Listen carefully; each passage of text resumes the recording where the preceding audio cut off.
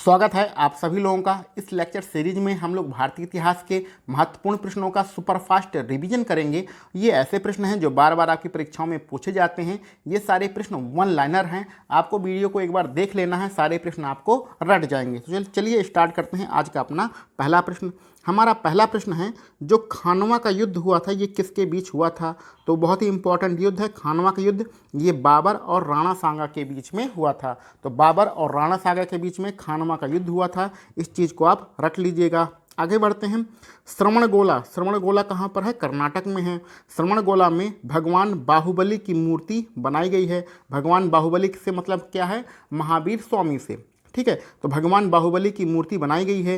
ये किसके शासनकाल में बनाई गई है? तो ये राजा गंग के शासनकाल में बनाई गई है। तो भगवान बाहुबली की जो मूर्ति है वो राजा गंग के शासनकाल में श्रवणगोला यानी कर्नाटक में बनाई गई है। इस श्रवणगोला को थोड़ा सा और आप इम्पोर्टेंट है यहाँ पर जानते रहिएगा कि ये वही कर्नाटक का श्रवणगोला है जहाँ पर चंद्रगुप्त मौर्य ने 49 वर्ष की आयु में उपवास करते हुए अपने शरीर का त्याग कर दिया था। ये वही श्रवणगोला है। चलिए आगे बढ़ते हैं। भारत छोड़ो आंदोलन किस कारण से चलाया गया था? तो भारत छोड़ो आंदोलन 1942 में महात्मा गांधी के द्वारा चलाया गया था। इसका कारण क्या था? तो इसका कारण ये था कि द्वितीय विश्व युद्ध में इंग्लैंड जबरदस्ती भारतीय सैनिकों को शामिल कर रहा था। तो द्वितीय विश्व युद्ध में इंग्लैंड के द्वारा जबरदस्ती भारतीय सैनिकों को शामिल करने के कारण उसके विरोध में भारत छोड़ो आंदोलन चलाया गया था और ये 1942 में स्टार्ट किया गया था। इसके और भी बहुत सारे कारण हैं भारत छोड़ो आंदोलन के, लेकिन यहाँ पर जो लिखा गया है हम सिर्फ वही बता रहे हैं। चलिए आगे बढ़ते हैं। भारत संघ में शामिल होने से पहले गोवा किसके कब्जे में था? यानी गोवा किस देश का भूभाग था? तो भारतीय संघ में शामिल होने से पहले गोवा पर पुर्तगालियों का कब्जा था। इस चीज़ को आप जानते रहिए और गोवा को 1961 में आज़ाद कराया गया है। आगे बढ़ते हैं। हड़प्पा सभ्यता किस प्रकार की सभ्यता है? तो हड़प्पा सभ्यता एक कांस्य युगीन सभ्यता है। इसका मतलब ये होता है कि हड़प्पा सभ्यता में कांसे की धातु का प्रयोग किया जाता है। हड़प्पा सभ्यता के लोग लोहे की धातु से परिचित नहीं थे। आगे बढ़ते हैं। यंग बंगाल मूवमेंट किसने चलाया था? तो इस नाम को आप याद रखिएगा। Young Bengal movement Henry Louis Vivian Derozio ने चलाया था। तो हेनरी लुइस बिबियन डिराजियो ने यंग बंगाल मूवमेंट चलाया था। यहाँ पूरा नाम आपको याद रखने की ज़रूरत नहीं है, सिर्फ आप डिराजियो ही याद रखिए कि यंग बंगाल मूवमेंट डिराजियो ने चलाया था। आगे बढ़ते हैं। नेतृत्व विहीन विद्रोह किसे कहा जाता है? तो इसी भारत छोड़ो आंदोलन को नेतृत्व विहीन विद्रोह कहा जाता है। 1942 में ये स्टार्ट हुआ था। नेतृत्व विहीन आंदोलन भारत छोड़ो आंदोलन को कहा जाता है। आगे बढ़ते हैं। पुराणों की टोटल कुल कितनी संख्या है? तो पुराणों की जो टोटल संख्या है उसका वैल्यू है कितना? 18। तो टोटल कितने पुराण हैं? 18 पुराण हैं। इस चीज़ को आप जानते रहिए। आगे बढ़ते हैं। अशोक किस वंश से संबंधित हैं? तो अशोक मौर्य वंश से संबंधित हैं। चंद्रगुप्त मौर्य के पौत्र का क्या नाम है? चंद्रगुप्त मौर्य के पौत्र का नाम सम्राट अशोक है। चलिए आगे बढ़ते हैं। सिंधु घाटी के लोग किसकी पूजा करते हैं? तो सिंधु घाटी के जो लोग थे वो पशुपति देवता की पूजा करते थे। पशुपति का मतलब कितना होता है? भगवान शंकर। तो पशुपति देवता की पूजा कौन करते थे? सिंधु घाटी के लोग करते थे। आगे बढ़ते हैं। पानीपत के तृतीय युद्ध में मराठों को किसने पराजित किया था? तो आपने ये मूवी देखी होगी पानीपत, उसमें साफ साफ आपने देखा ही होगा कि पानीपत के तृतीय युद्ध में मराठों को अफ़गानों ने पराजित किया था। वो अफ़गानों का जो राजा था उसका क्या नाम था? अहमद शाह अब्दाली। ठीक है, चलिए आगे बढ़ते हैं। भारत में कलेक्टर पद का सृजन सबसे पहली बार कब किया गया? तो भारत में कलेक्टर पद का सृजन सबसे पहली बार 1972 में किया गया। सॉरी 1972 नहीं, 1772। जल्दबाजी में कभी कभी गलतियां हो जाती हैं कि 1772 में सबसे पहले भारत में कलेक्टर पद का सृजन किया गया था। इस चीज़ को आप जानते रहिए। वैदिक युग की प्रमुख विशेषता क्या थी? तो वैदिक जो युग था उसकी बहुत सारी विशेषताएँ थीं, लेकिन यहाँ पर एक विशेषता लिखी गई है जिसमें से क्या विशेषता थी? विधवाओं का विधवाएँ जो होती थीं वो अपना पुनर्विवाह कर सकती थीं। यह वैदिक युग की एक प्रमुख विशेषता थी। ठीक है, आगे बढ़ते हैं। नवपाषाण काल में लोगों के द्वारा पाला गया प्रथम पशु कौन है? तो नवपाषाण काल में लोगों के द्वारा जो पाला गया प्रथम पशु है वो कुत्ता है। आज भी वर्तमान समय में अधिकांश घरों में कुत्ते को पाला जाता है। ठीक है, चलिए आगे बढ़ते हैं। चोल शासकों की राजकीय भाषा क्या थी? तो चोल दक्षिण भारत का प्रमुख राजवंश था और इसकी राजकीय भाषा थी तमिल। तो तमिल चोल शासकों की राजकीय भाषा थी। चलिए आगे बढ़ते हैं। कांग्रेस का वह एकमात्र अधिवेशन कहाँ पर आयोजित किया गया था जिसमें गांधी जी ने अध्यक्षता किया था? तो गांधी जी पहली बार और आखिरी बार 1924 में कांग्रेस के अध्यक्ष बने थे। कहाँ पर बने थे? बेलगांव में। ये बेलगांव कहाँ पर है? कर्नाटक में। तो 1924 में महात्मा गांधी पहली और आखिरी बार कांग्रेस के अध्यक्ष बने थे बेलगांव अधिवेशन में, और ये बेलगांव अधिवेशन कहाँ हुआ था? कर्नाटक में हुआ था। आगे बढ़ते हैं।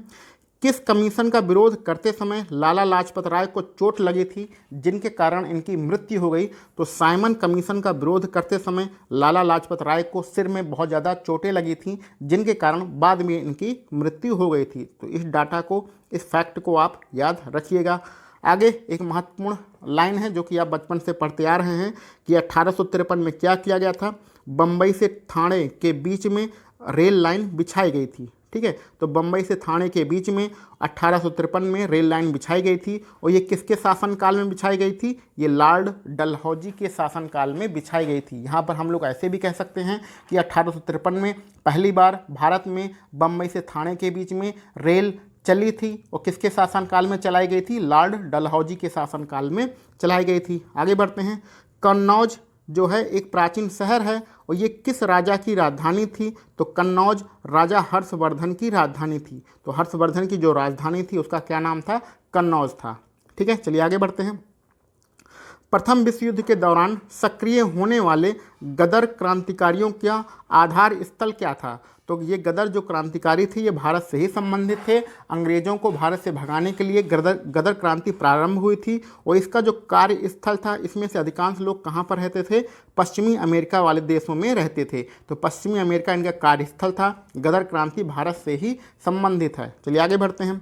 ब्रिटिशों को द्वारा प्लासी के युद्ध किसके बीच लड़ा गया था? तो इसके कहने का मतलब है कि प्लासी का युद्ध अंग्रेज़ों और किसके बीच हुआ था? अंग्रेज़ों और सिराजुद्दौला के बीच हुआ था। ये सिराजुद्दौला कौन है? बंगाल के नवाब हैं। तो बंगाल के नवाब सिराजुद्दौला और अंग्रेज़ों के बीच में प्लासी का युद्ध हुआ था। इस चीज़ को आप ध्यान से पढ़ लीजिएगा। प्लासी युद्ध बहुत ज़्यादा इंपॉर्टेंट है, इसके बारे में डिटेल पढ़िएगा, बहुत ज़्यादा इसमें फैक्ट हैं प्लासी के युद्ध में। आगे बढ़ते हैं। चटगांव जो कि वर्तमान समय में आपके बांग्लादेश में है, यहाँ पर एक शस्त्रागार है, यानी कि जहाँ पर हथियार रखे जाते हैं, उसको लूट लिया गया था। तो ये घटना किसने आयोजित किया था? तो इस घटना के जो जिम्मेदार थे वो क्रांतिकारी सूर्यसेन थे। सूर्यसेन ने चटगांव के शस्त्रागार पर आक्रमण करके उस शस्त्रागार को लूट लिया था, यानी सारे हथियारों को लूट लिया था। क्रांतिकारी सूर्यसेन का नाम आप याद रखिएगा। आगे बढ़ते हैं। भक्त तुकाराम कहाँ के हैं? ये महाराष्ट्र के हैं। तो ये किस मुगल सम्राट के समकालीन थे? तो भक्त तुकाराम औरंगजेब के समकालीन थे। तो याद रखिएगा, भक्त जो तुकाराम थे वो औरंगजेब के समकालीन थे। तो चलिए आगे बढ़ते हैं अपने अगले प्रश्न पर। कश्मीर का अकबर किसे कहा जाता है? तो कश्मीर का जो अकबर है वो जैनुल आबदीनी को कहा जाता है। तो जैनुल आबदीनी कश्मीर के अकबर कहलाते हैं। इस चीज़ को आप ध्यान में रखिएगा, जैनुल आबदीनी। ठीक है, आगे बढ़ते हैं। जाति व्यवस्था की प्रमुख विशेषता क्या होती है? तो अपनी जाति के अंदर ही वैवाहिक संबंध स्थापित करना, यह जाति व्यवस्था की एक प्रमुख विशेषता होती है। इसको आप सभी लोग बहुत अच्छी तरीके से जानते हैं। बुलंद दरवाजे को किसने बनवाया था? तो बुलंद दरवाजे को अकबर ने बनवाया था। अकबर ने अपनी गुजरात विजय के उपलक्ष्य में फतेहपुर सीकरी में बुलंद दरवाजे का निर्माण कराया था। इस चीज़ को आप जानते रहिए। आगे बढ़ते हैं। त्रिरत्न किससे संबंधित हैं? तो त्रिरत्न शैव संप्रदाय से संबंधित हैं। शैव संप्रदाय से क्या संबंधित हैं? त्रिरत्न संबंधित हैं। इस चीज़ को आप जानते रहिए। चलिए आगे बढ़ते हैं।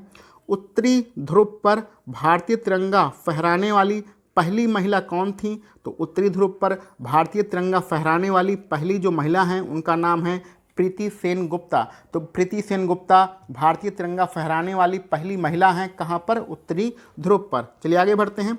ये कुछ डाटा दिया गया है। इस डाटे का मतलब ये है कि जो सिंधु नदी है उसकी अधिकांश जल विद्युत शक्ति भारत में है, लेकिन पाकिस्तान में ज़्यादातर जल विद्युत शक्तियाँ सिंधु नदी पर नहीं बनाई गई हैं। इसका क्या कारण है? इसका कारण ये है कि जब सिंधु नदी बहती है तो भारत से जब ये बहती है तो वहाँ पर बहुत सारे पहाड़ी स्थान मिलते हैं, और जब ये पाकिस्तान में प्रवेश करती है तो मैदानी इलाकों में मैदानी इलाकों से होकर बहती है पाकिस्तान में। पहाड़ी स्थानों पर बांध बनाए जा सकते हैं, मैदानी स्थानों पर बांध बनाने में दिक्कत होती है। इसीलिए यही कारण है कि आपके जल विद्युत शक्ति का अधिकांश भाग कहाँ पर है, भारत में है। किस नदी पर? सिंधु नदी पर। तो ज़्यादा इंपॉर्टेंट नहीं है, इसको आप छोड़ भी सकते हैं। ठीक है, चलिए आगे बढ़ते हैं। बहुत ही इंपॉर्टेंट आपके लिए डाटा है। खान अब्दुल गफ्फार खां, खान अब्दुल गफ्फार खां ने भारतीय राष्ट्रीय आंदोलन में भाग लिया था।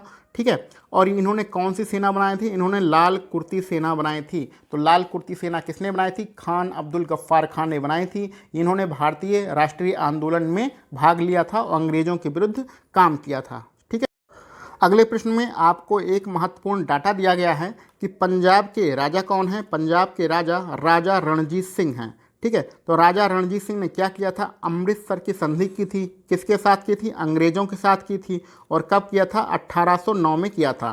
तो पंजाब के राजा राजा रणजीत सिंह ने अंग्रेजों के साथ अमृतसर की संधि किया। और कब किया? 1809 में किया है। इस डाटा को आप याद रखिएगा। चलिए आगे बढ़ते हैं। सिंधु घाटी सभ्यता से ऊँट की हड्डी कहाँ से मिली है? तो सिंधु घाटी सभ्यता में जो ऊँट की हड्डी मिली है वो कालीबंगा से मिली है। इस चीज़ को आपको ध्यान में रखना है कि कालीबंगा से ऊँट की हड्डी प्राप्त हुई है सिंधु घाटी सभ्यता में। तो आज के लिए हम लोग बस इतने ही प्रश्न रखते हैं। इसके आगे के प्रश्नों को हम लोग अपने अगले लेक्चर में सॉल्व करेंगे। आप सभी लोगों को वीडियो देखने के लिए बहुत बहुत धन्यवाद।